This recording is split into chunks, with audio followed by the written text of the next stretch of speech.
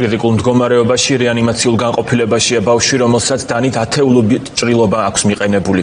სასტიკი დანაშაული მარნეულის ერთ-ერთ სოფელში მოხდა.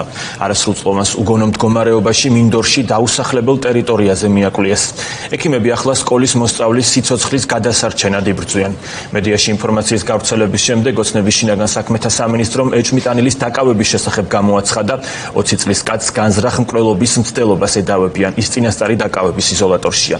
თაკო მაისურაძე მიცის მომხდარის დეტალები, რომელიც ფორმულას პირდაპირ ეთერს უერთდება.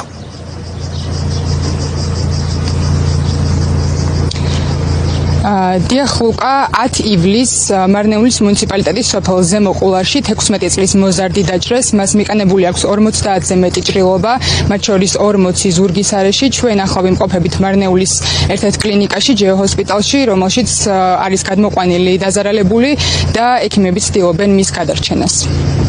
ეს რეანიმაციაში წერს და მაგრამ უგონო არ არის. მაგრამ ჭრილობები არის. შემთხვევა მომხდარა მარნეულის მუნიციპალიტეტის სოფელ ზემო ყულარში გუშინ გამთენისას.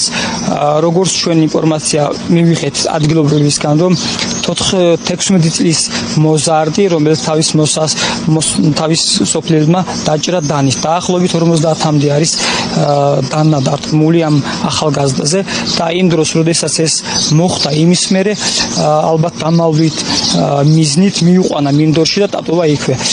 სამწუხაროდ ესეთი ტრაგედია მოხდა იმ სოფელში, სადაც ახლა პატარა სოფელია და ყველა კარგად ერთმანეთს იცნობს.